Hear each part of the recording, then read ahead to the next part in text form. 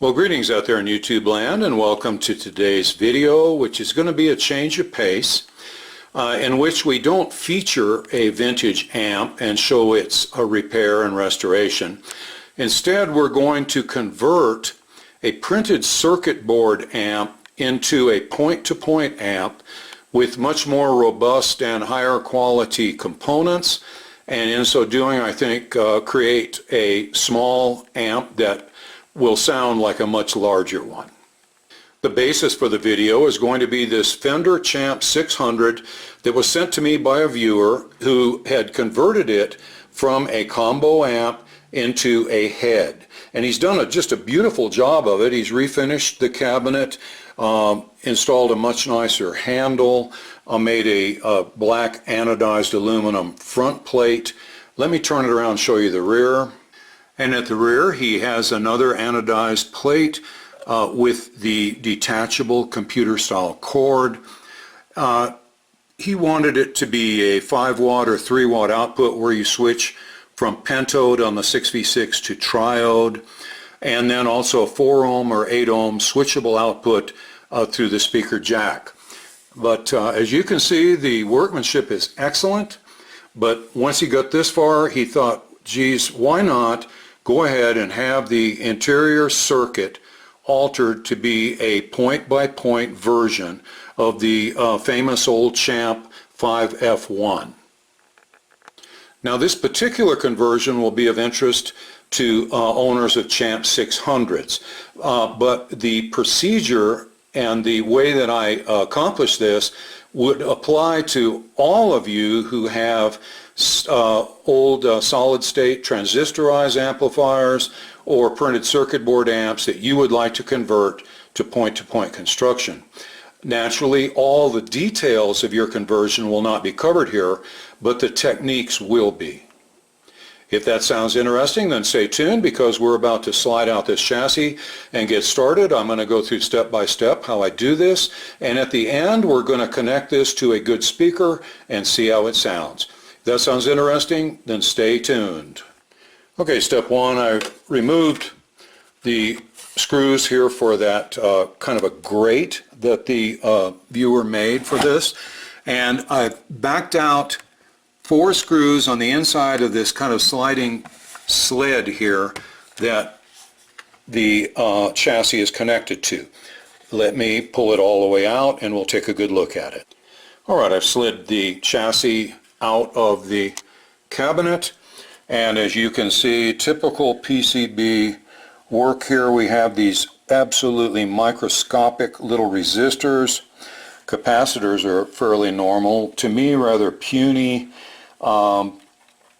Filter caps, built in, the fuse here is within the cabinet, so it'd be difficult to change.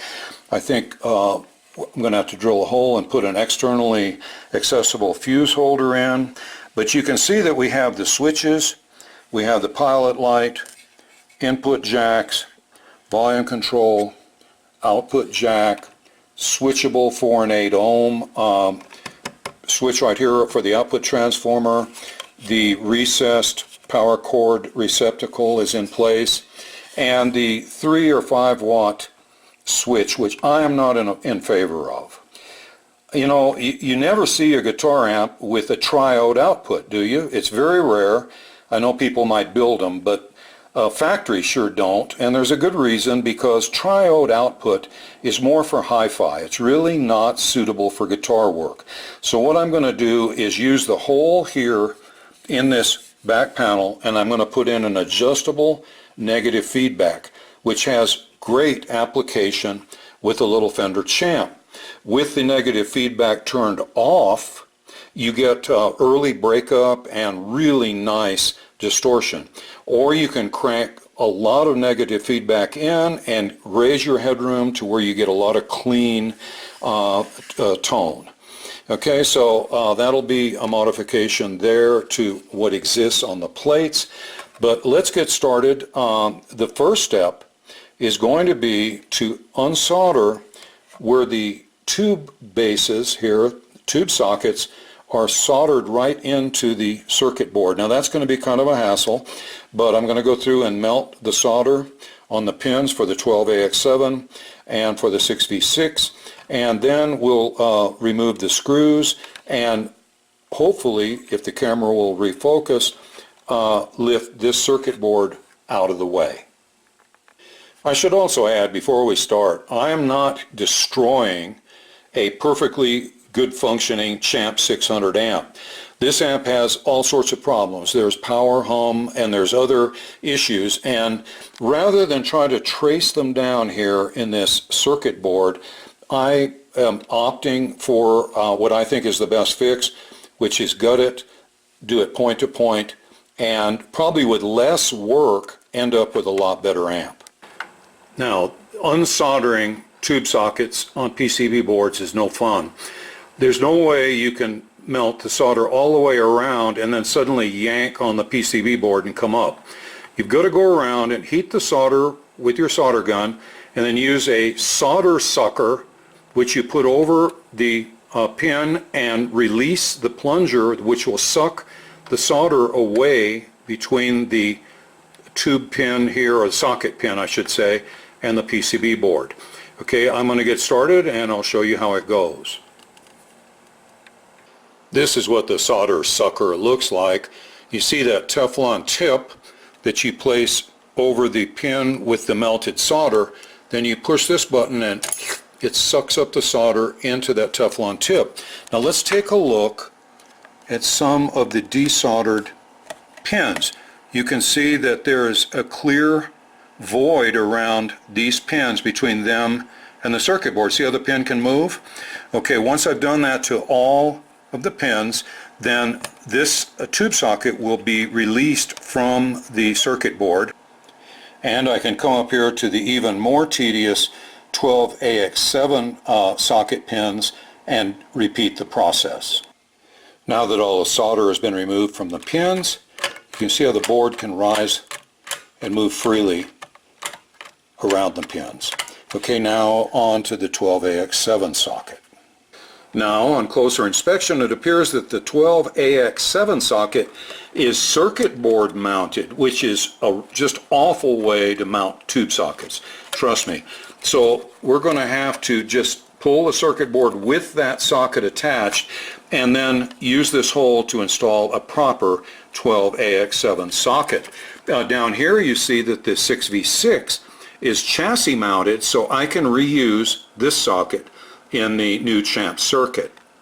Now that the circuit board is loose within the chassis, the time has come to disconnect it from all of the components that surround it so that it can be removed from the chassis. And in some cases this will be easy with these spade connectors. They'll just be disconnected, but in other cases some of these wires are just going to have to be unsoldered. Okay, so I'm going to start doing that. I'll show you when I get through what the end result is. Alright, all of these spade connectors then have been disconnected from the circuit board and run down through that big hole that was provided for them, and the circuit board has been lifted out. Before I could do that, I had to unsolder the wires for the volume control and for the two input jacks. Also on this you won't have, if you have a Champ 600, that triode pentode switch, but by and large most of the connections are these spade connectors. So now the circuit board is out and we can begin to perform the installation of the point-to-point circuit. Now let's get our bearings as far as the power transformer. The two green wires will be the 6.3 volts for our filaments. The two red wires will be the high voltage. And because this amp uses a full wave bridge rectifier, there is no center tap for the high voltage. The black and white, as are typical, are the primary wires. The black wire will be the hot wire, the white wire will be the return. Now with the output transformer, it appears that the owner of this amp has replaced the Fender output transformer with a classic tone 40-18030. And looking at the paperwork for that transformer, we see that it has on the secondary the outputs to the speaker. We have the black common lead, then yellow for a 4 ohm speaker, green for an 8 ohm, which is going to be this switch right here, which allows you to switch the output for your speaker jack. Now as far as the secondary, we see that the red, they call it common, that means it goes to the B+. And then we have a choice of either 5K or 8K primary impedance. If we want to use 5K, then we'll use the brown wire. If we want to have 8K impedance for our 6V6, then we'll use the... And then looking over here in the chassis, we see the red primary wire for the B+, and then the brown or blue wire, whichever one we want to use, depending on what type of impedance match we want to make with our 6V6 tube. To be honest, there's something I've always considered might be interesting, is to put in a switch where you can switch between 5K and 8K and strum a few chords and see if it really makes that much difference. Now, because this power transformer does not have a center tap on the high voltage winding, we'll have to use a full wave bridge rectifier. So in that regard, our circuit will not be exactly the same as the 5F1 Champ, because it of course has a 5Y3 tube rectifier, and that'll be the one compromise that we'll have to make. So let's get started here by securing some terminal strips to prepare our power supply, where we'll bring our high voltage in and then rectify it and filter it.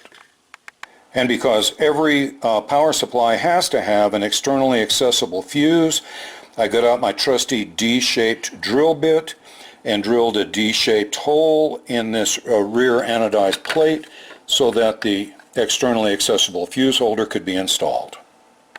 Alright, the primary circuit which connects the wall AC outlet with the primary winding of the power transformer is finished. I used the existing spade connectors wherever possible, and also wired through the fuse. While I was doing it, I noticed that the wiring to the receptacle here was backwards, so I switched the black and white leads. We know the black is the hot lead. Also, this power switch is a little special. It's a single throw double pole toggle. Now let's see what that means. It means that there are two separate switches built in. Each time I do a single throw, I will either open or close two switches. Now the beauty of this is that both the black hot wire run through the switch and the white return wire run through the switch.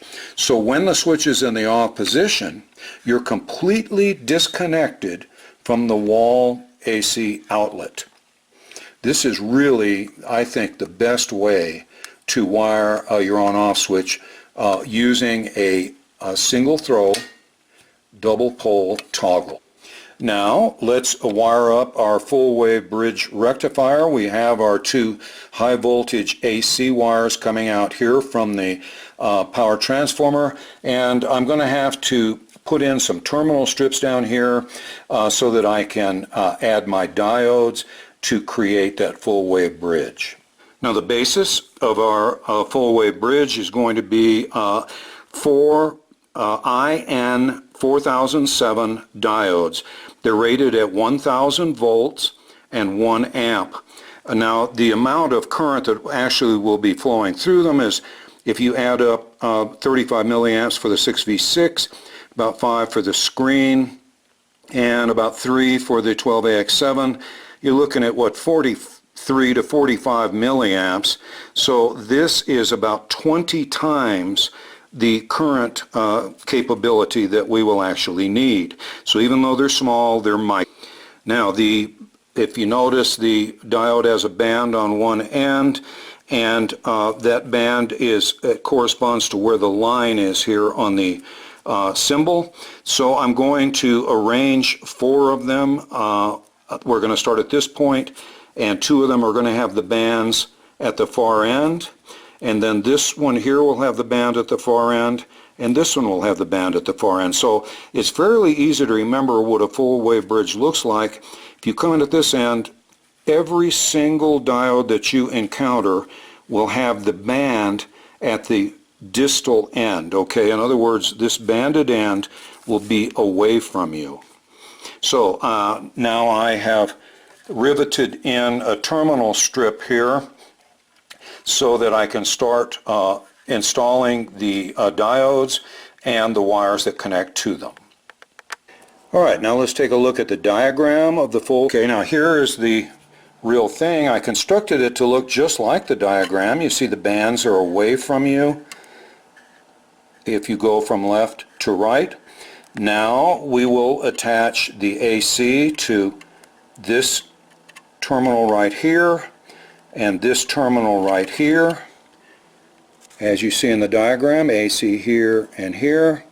And then we're going to have our negative DC come out of the left vertex, and the positive, or B plus, will come out of the right, which means the negative will be coming out of this vertex here. And the positive, I ran the arm up to this terminal to give a good solid place for it to connect. Okay, so now we're ready to connect our high voltage output, which will be the AC, and it's going to be connected here and here. Now we have the high voltage AC twisted for good measure to reduce hum, connected to the top and bottom vertex of the full wave bridge rectifier. AC, top and bottom. Now we will have our B minus and B plus for our amplifier circuit. Now let's check our work. I have the negative DC voltmeter probe at the negative vertex, the positive DC probe at the positive vertex of the full wave bridge rectifier. I have my voltmeter over here connected and set to DC. Okay, let's flip the switch, and we have about close to 265 volts of positive DC. Now bear in mind, once we go through and put in our filter caps to smooth it, they will smooth it out to the peak output. So what we see 265 right now, or 266, is going to be quite a bit higher after we get through with our filtration.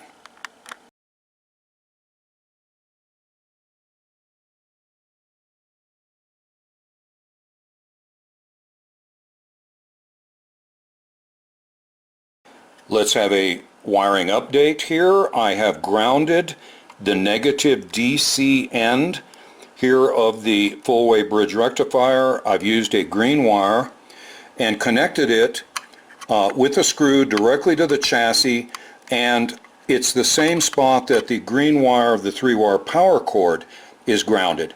So this is sort of our ultimate chassis ground right. Now the reason you ground the negative DC output of your full wave bridge rectifier is the same reason that you ground the center tap from your high voltage winding on a power transformer if you have the center tap.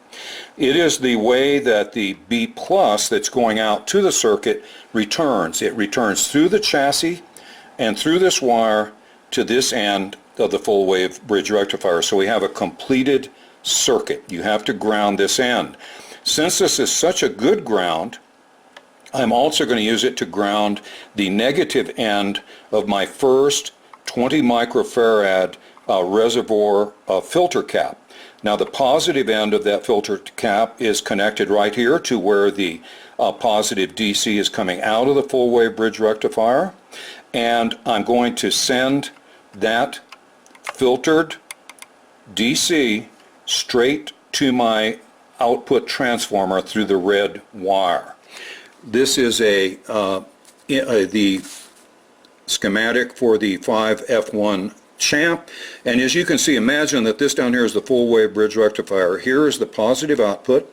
It's coming up, instead of a 16 microfarad filter cap, I'm using a 20. Then the red wire is going up here to the output transformer, and the exit from it is going to be through a 10K resistor to the next node. This is the first node of the power supply. This is the second node. Looking in here, this is the first node where it goes to the output transformer and to the first reservoir cap positive end. And look, here it comes, and here is a nice stout metal film 10K resistor, and this is my second node right here. First node, second node. Let's wire the second node now. Here is our second node, and how are we going to wire it? Well, there's going to be 3 exits from that node. We've got the input from the 10K metal film resistor we just saw, so I'm going to have one wire up here to the screen of the 6V6, and a 22K resistor exiting to the third node right over here, and a 10K electrolytic filter cap. So let's wire in screen, 22K resistor, and 10 microfarad filter cap to this node. And here's the second node completely wired. Remember, we had to connect up here to the screen of the 6V6, which is pin 4. You start where the notch is in the tube socket and then count clockwise. 1, 2, 3, 4. So the screen is connected. Then we had a 22K resistor that goes to the third node, and we have a 10 microfarad filter cap that goes to ground. So the second node now is completely wired. Here will be the third node. Let's look at it. It's right here. We see that the 22K resistor I just showed you brings the B plus this far. Now we want another 10 microfarad filter cap to ground, a 100K resistor up here to the plate of the second triode of the 12AX7, and we want a 100K resistor up here to the plate of the first triode.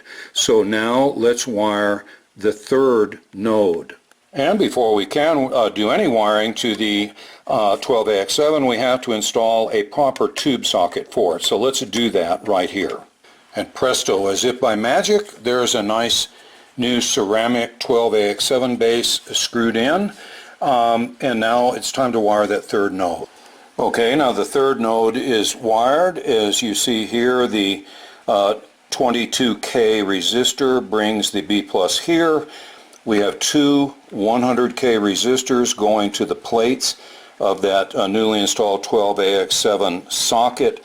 Pin 1 and pin 6 are the plates. We also have down here the final 10 microfarad filter cap connected the positive end to the node and the negative end securely grounded to the chassis. Now the final step in wiring the power supply is we're going to run the blue wire, the 8K ohm impedance wire over here to pin 3 of the 6V6. You see I have run the blue wire here. It's pin 1, 2, 3. And the brown wire, which is the 5K impedance wire, I have wrapped around and then covered with heat shrink so that it can't short out. And I've left it in here in case someday we want to try switching impedance. Now it's time to start wiring the tube connections. Alright, let's start with a 6V6, the cathode bias resistor, 470 ohm, and a 25 at, I'm going to put in a 50 volt electrolytic bypass cap. And here you see from pin 8 I have the 25 at 50 microfarad bypass cap and a good stout metal film 470 ohm resistor down here to our master ground. Next, let's wire the filament heaters for the two tubes. Remember, this is our 6.3 volt AC output from the power transformer, and we'll come over here to pin 2 and 7 of the 6V6. So here you see those two green filament heater wires going to pin 1, 2, 3, 4, 5, 6, and 7.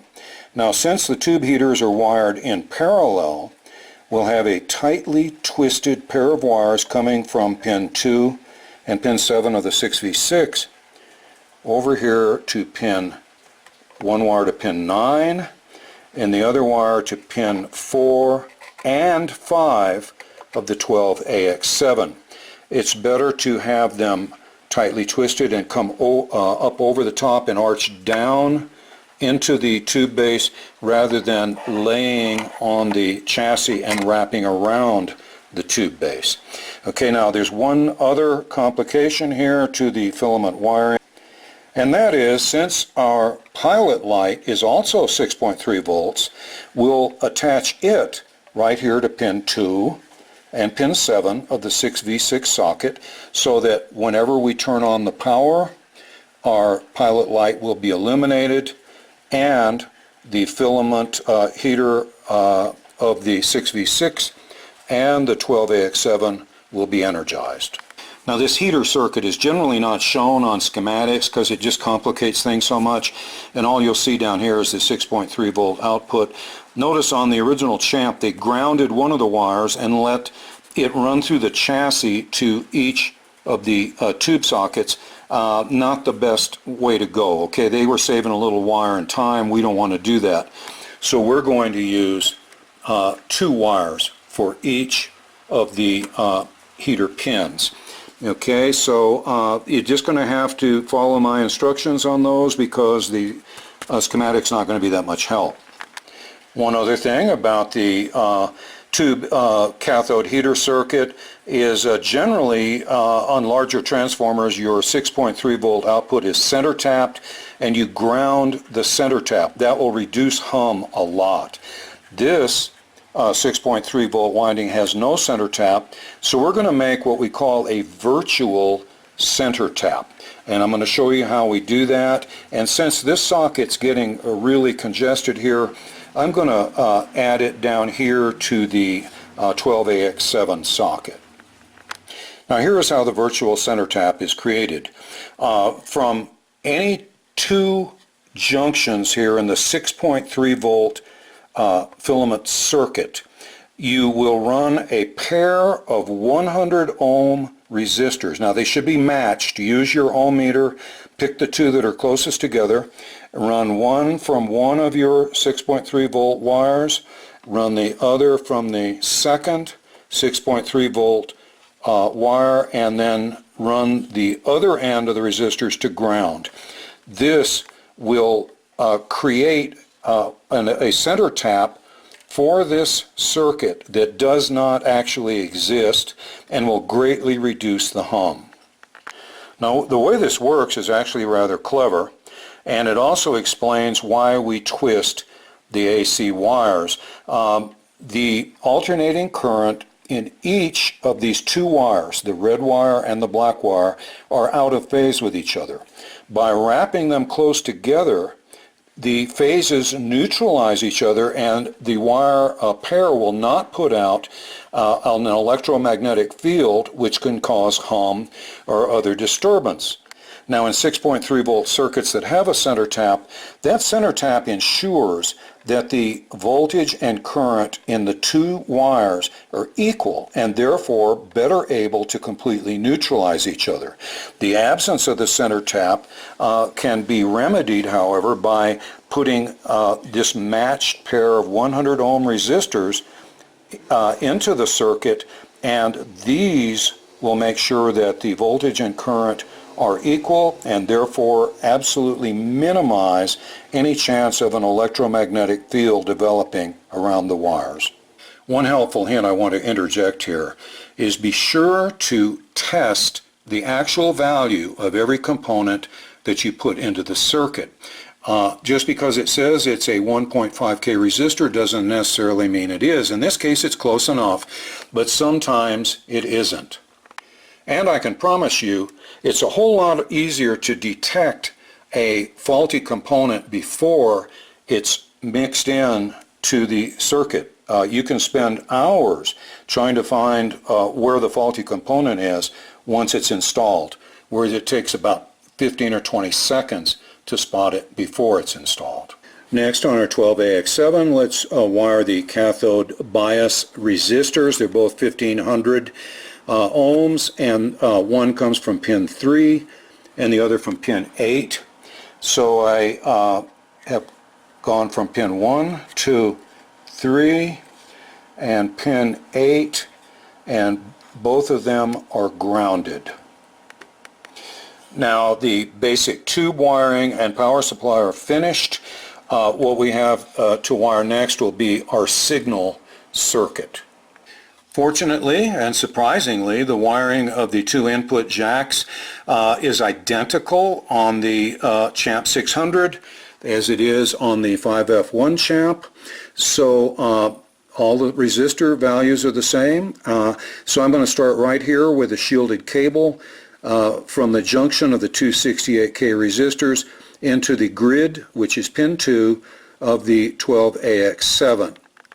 Now up here is the junction of the two resistors. Here is the shielded cable, and the shield is grounded at one end, never both ends, just one end, and you see it comes around here, and the signal is delivered by the central shielded cable to pin 2, which is the first triode of the 12AX7. Now that the signal has been delivered to the grid of the first triode of the 12AX7 preamp tube, we see that we already have our bias resistor in place, and we already have the 100K resistor to the plate. So now all we need to do is run a 0.02 microfarad coupling cap over to one end of the volume control. I'm a firm believer in using shielded cable from the input jacks to the grid of the first triode, then from the coupling capacitor to the volume control, and from the volume control wiper into the grid of the second. And here is how it looks. We've already discussed the shielded cable from the two input jacks coming over here to the grid of the first triode of the 12AX7, which is pin 2. It then leaves from pin 1, which is the plate, through a 0.02 coupling capacitor up here to this terminal strip that I've added.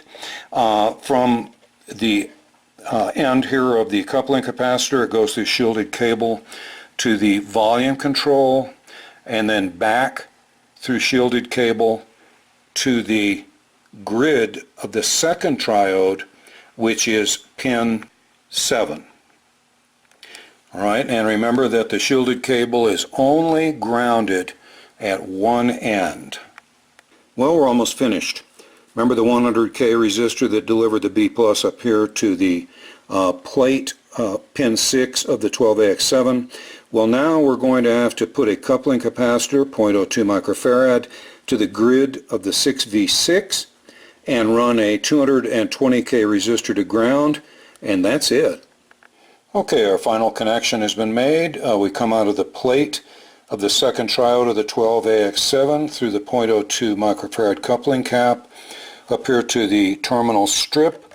Then we run over here to the grid of the 6V6, and that's the 220K resistor from the output of the capacitor to ground. Well, I believe that completes the wiring of the circuit. Before I plug this in to the current limiter to test it, however, I'm going to go back and check that all of the tube pins have the proper number of connections, and that all solder joints are secure by wiggling the wires to see if any of the wire tips will move. And once I'm satisfied with that, we're going to turn this over, put in some tubes, plug it in, and see what happens. Well, I double checked the connections. I couldn't find any errors, so I plugged in a 6V6 and a 12AX7. I've connected an 8 ohm shop speaker here with the switch in the 8 ohm position. I have not wired that adjustable negative feedback yet. That's yet to be done. I wanted to make sure this thing worked first. So let's flip the switch. Well, that's a good sign. And let it warm up. Now let's turn up the volume a bit and short the input. Oh yeah, seems to work perfectly. All right, let's check the bias of the 6V6 tube. Before we do any harm, let's double check that. Okay, the net plate voltage, that's measured from plate to cathode, 323 volts. The primary resistance, 642 ohms. Voltage drop across that resistance, 24.62 volts. Which means 38.3 milliamps, a plate current, and a plate dissipation of 12.39, which is right at the maximum, like 12 or 13. You know, I'm going to go ahead and leave it a little warm like this, and let's see how it sounds. Next, of course, we're going to have to wire up that adjustable negative feedback loop right here. Instead of a fixed resistor, we're going to come up with a fixed resistor and a potentiometer to plug into that hole. And then it's time for audio testing.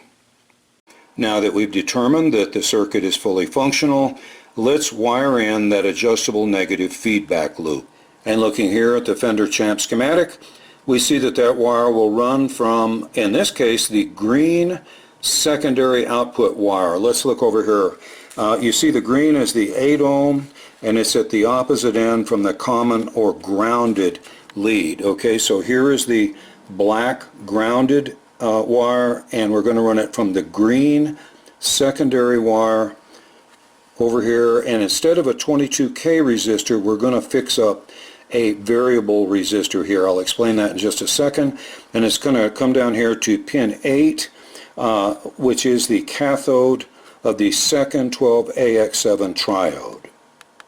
Now I think the ideal range for bracketing the 22K fixed resistor is from about 5 to 50.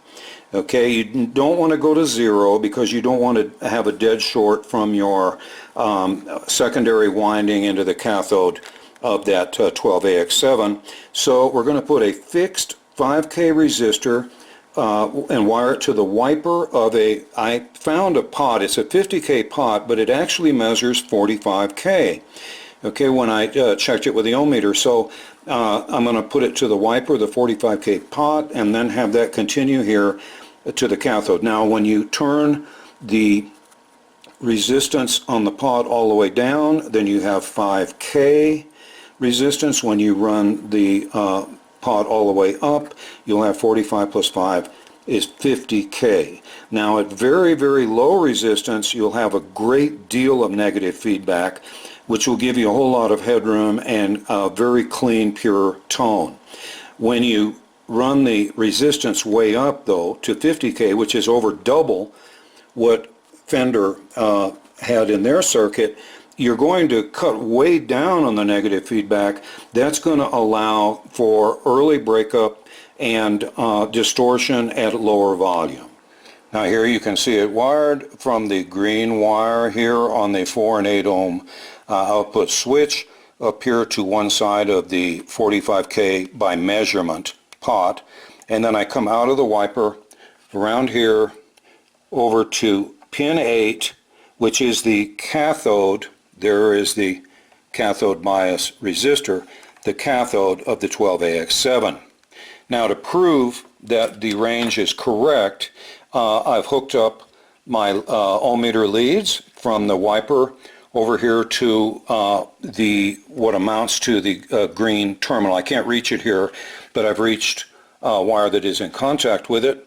And let's crank the potentiometer all the way through its range and see what our range of variation is in our NFB loop. Turn on the ohm meter and we'll see that we're right around 4.7K at the low end. Then when I start running up the potentiometer, if we stopped right about there, it would be the same as Fender, but we can keep going higher and we'll run all the way up to around 50K, in this case 53.9. So I think you get the idea. Okay, so now we have a variable negative feedback loop. Now with that final addition of the adjustable negative feedback loop, we have converted a malfunctioning Champ 600 with printed circuit board into a hand-wired point-to-point Champ 5F1. I think all that remains now is to hook this jewel up to a good speaker, wake Jack and Ollie up from their cat naps, and let's do a little audio testing. Something came up during the final testing of the circuit that I think you might find interesting and helpful. There was a very noticeable and persistent hum. And after checking various possible causes, it turned out that the speaker output jack was not grounded. And here's the reason. If you look here, it's connected to an aluminum plate, but that aluminum plate is mounted to wood, so it has no direct contact with the chassis. It's not something you'd really think of because this is sort of an unusual design, but in this case, once I ran this blue wire over here to a chassis ground, the hum was gone. So keep that in mind. As it shows on the schematic, the common end of the secondary of the output transformer has to be grounded to the chassis. Okay, so keep that in mind for your own builds. I wanted to show you the dial that I created here for the negative feedback control. When the indicator line is up there at the little dot at 12 o'clock, then the resistance in the NFB loop is exactly 22K as it was originally in the Fender 5F1 Champ.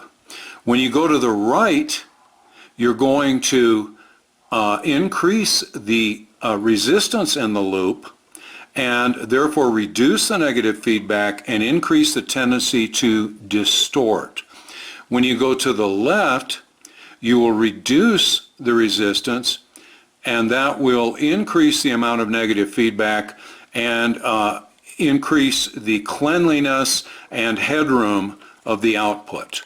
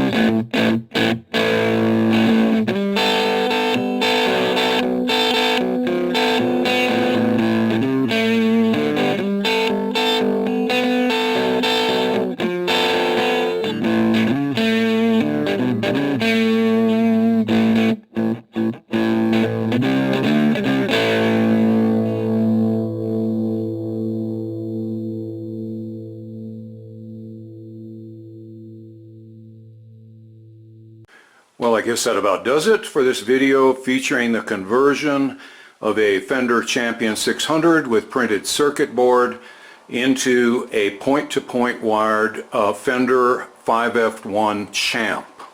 I hope this inspires some of you out there to convert your own PCB amps into point-to-point circuitry.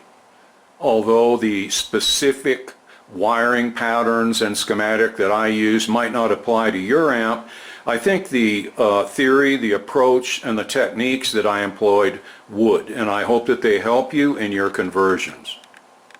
To those of you with solid-state amps, bear in mind that your transformers are probably not going to be adequate. First off, your power transformer is going to have the wrong voltages, and you probably don't have an output transformer.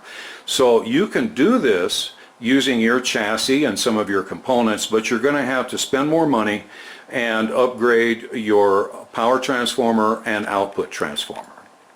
With that said, I want to thank all my Patreon patrons and PayPal contributors for your generosity in keeping us on the air and advertising free. If any of you would like to join them, I will include links in the video description to help you to do so.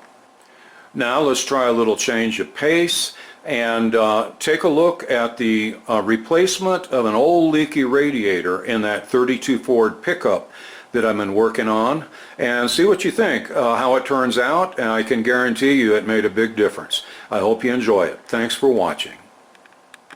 The next job is to replace this radiator. The 64, 65 Ford Mustang radiators fit perfectly in these grill shells. In this case, this one was installed crooked, and when they ran the little plastic rod through to hold the fan, they damaged one of the little tubules so that the radiator leaks. And I've got this is a two core. I've got a 3-way core aluminum radiator I'm going to replace it with. Step one will be to remove the grill shell. Then this kind of hideous bottle. I got a really nice polished aluminum overflow tank, and then we can drain the radiator and remove it. Well, like any job like this, nothing ever goes the way you expect. It's like a Chinese puzzle trying to get all this apart. The grill shell wouldn't lift as long as the fan was in place. The fan couldn't be removed unless the radiator was removed. So all in all, everything had to be loosened and jostled and maneuvered, and now it's out. And notice how these uprights that support the radiator, this one seems to be tilted back, or this one seems to be tilted forward. I've got to figure out which one's right and then make the other one like it. You can see where the sloppy fan installation resulted in all kinds of damage to the fins and tubules here in the radiator, and this is a fairly new radiator, and it's just ruined because of very foolish, incompetent fan installation. Okay, so what a shame. At least we got a brand new one here ready to install, and with the fan in properly, hopefully. Well, it's pretty obvious which radiator support is correct. Notice this one is vertical, whereas this one is way off. You see the bubble. So I'm going to find a way to bend this one and reshape it so that it's exactly parallel with this one. Now, because this angle iron is just too stout to be bent, I'm going to have to cut a little line right here so that then this piece of metal, the front one, can bend forward so that this piece is vertical like the other one. And then once I get it there, I will weld that pie cut so that once again it's a good stout piece of angle iron. Well, after using a great big piece of square tubing for leverage and 2 C-clamps to hold it to the angle iron, I managed to get the bubble perfectly centered. Okay, now I'm going to have to weld in that pie cut, and then this angle iron will be exactly parallel with this one and just as strong. Okay, now you see that pie cut, now you don't. If you want to see something really beautiful, look at these new aluminum radiators that you can get on eBay for This one was around $100. It's a Mustang radiator, and you can see the polished tank. It's all TIG welded. It's not glued together. These things are gems, and they're good for like probably 15 or 20 degrees cooler running on your car. So actually too nice to put in a car. It needs to be somewhere on display in your living room. Well, I've got the radiator installed, and now it is perfectly parallel to the front axle, unlike it was before. And I've installed the fan in a completely different way. You notice this flat here. Well, there's a flat at the bottom, and the tank here is supporting the weight of the fan. And then instead of using those plastic rods that go through the vanes of the radiator and destroy it, like that black one that I removed, I've made steel clamps on either side here with carriage bolts that fit into slots in the fan body. And now the fan is attached and absolutely immobile and is just barely touching the surface of the radiator. So this is going to work, I think, a whole lot better. Now it's time to put the radiator shell on, and if you remember, I had a terrible time getting all this apart. Said it was like a Chinese puzzle, but when I looked real closely while I was putting it back together, all I had to do was cut a notch out of here to clear the motor of the fan, and the whole thing will just slip together in a matter of a few seconds. And here's the finished view. As you can see, the aluminum radiator now fits completely within the grill shell. It's not protruding out the back. And here is that overflow tank. I had to fabricate a steel bracket for it that mounts it securely to the radiator aluminum housing so that it can't drift over and get into the fan blades, which would be rather unpleasant. Okay, so that's the final product, and I think it's going to not only look a lot better but work a lot better.